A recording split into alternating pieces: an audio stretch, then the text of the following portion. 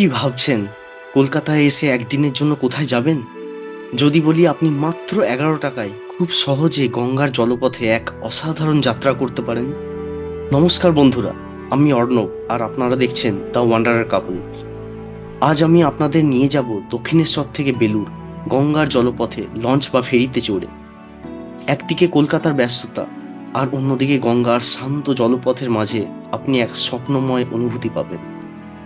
আজকে আমি আপনাদের সাথে আমাদের অভিজ্ঞতা শেয়ার করব এবং বলবো কিভাবে আপনি খুব সহজেই গঙ্গার জলপথ ধরে দক্ষিণেশ্বর থেকে বেলুড় পৌঁছে যেতে পারবেন। আপনারা চাইলে বাস বা ট্রেনে করেও বেলুড় পৌঁছাতে পারেন, বাট আমরা রিকোয়েস্ট করব অন্তত একবার জলপথে বেলুড় ঘুরে আসুন, কারণ এই জার্নিটা অত্যন্ত সুন্দর। সকাল সকাল দক্ষিণেশ্বর মন্দিরে মা কালীর পুজো দিয়ে মন্দিরের মেন গেটের সামনে থেকে এবং স্কাই ওয়াক যেখানে শেষ হচ্ছে সেখান থেকে ফেরিঘাটের রাস্তা ধরে সোজা কিছুটা হেঁটে আসুন। দেখতে পাবেন গঙ্গার ধারে দক্ষিণেশ্বর ফেরিঘাট টিকিট কাউন্টার।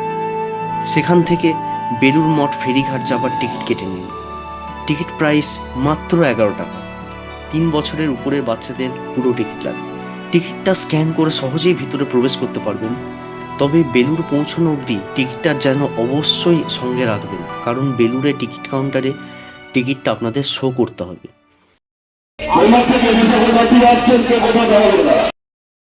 টিকিট কাউন্টার থেকে লঞ্চে আসার সময় বাঁদিকে দেখতে পাবেন বালি ব্রিজ এবং বিবেকানন্দ সেতু।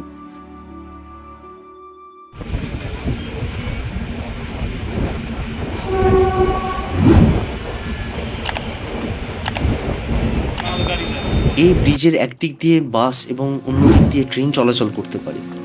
এখান থেকে দক্ষিণেশ্বর মা ভবতারিণী মন্দিরে চূড়া পরিষ্কার দেখা যায়।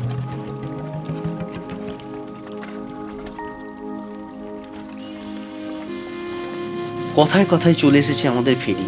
আর হ্যাঁ, ফেরি সার্ভিসটি প্রতিদিন চলে, সকাল থেকে সন্ধ্যা পর্যন্ত। প্রতি আধ ঘন্টা অন্তর দক্ষিণেশ্বর থেকে বেলুড় মঠ লঞ্চ চলাচল করে। সকাল 8টা থেকে ফেরি সার্ভিস শুরু হয় এবং বেলুড় যাওয়ার লাস্ট ফেরি সন্ধে 7:30টা।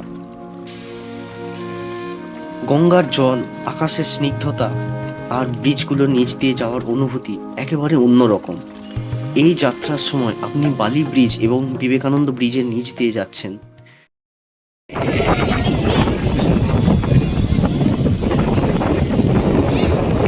এই বিশাল ব্রিজগুলোর নিচ দিয়ে ফেরিতে জার্নিটা সত্যিই রোমাঞ্চকর। আর সবচেয়ে ভালো বিষয়টা হলো যাত্রার সময় গঙ্গার ঠান্ডা বাতাস, যেটা একদম অন্যরকম অনুভূতি দেয়।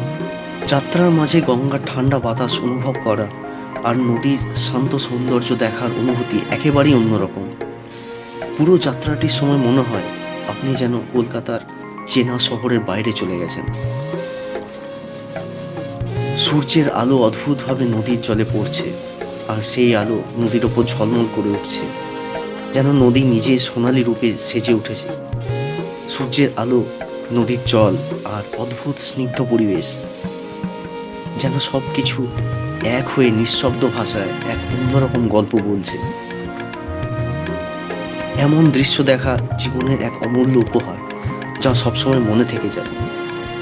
যাত্রাপথে দেখা পেলাম ডিঙি নৌকা। এগুলো মূলত মাছ ধরার জন্য ব্যবহৃত হয়।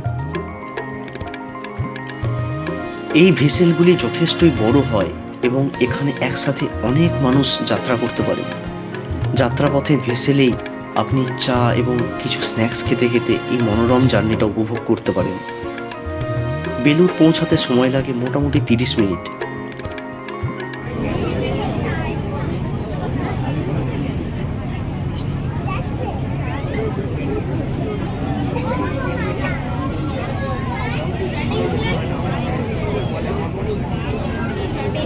দেখতে দেখতে আমরা চলে এসেছি বেলুড় মঠ ফেরিঘাট।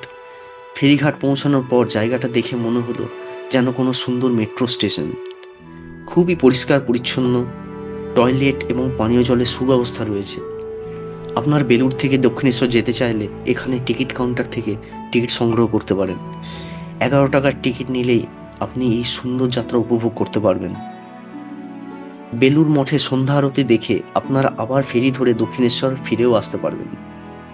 সুতরাং একদিনের এই ট্রিপটি সত্যিই খুব বাজেট ফ্রেন্ডলি এবং উপভোগ্য। আমরা রেকমেন্ড করব আপনারা অবশ্যই অন্তত একবার এই জার্নিটা ফিল করুন।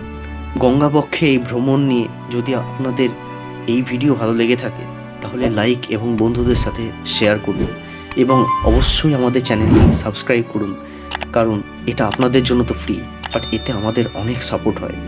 তার সাথে পাশে থাকা বেল আইকনটি প্রেস করতে ভুলবেন না। আমরা আশাবাদী আপনারাও একদিন গঙ্গাবক্ষে এই যাত্রা উপভোগ করবেন। ধন্যবাদ। পরবর্তী ভিডিওতে দেখা হবে। ভালো থাকুন, সুস্থ থাকুন।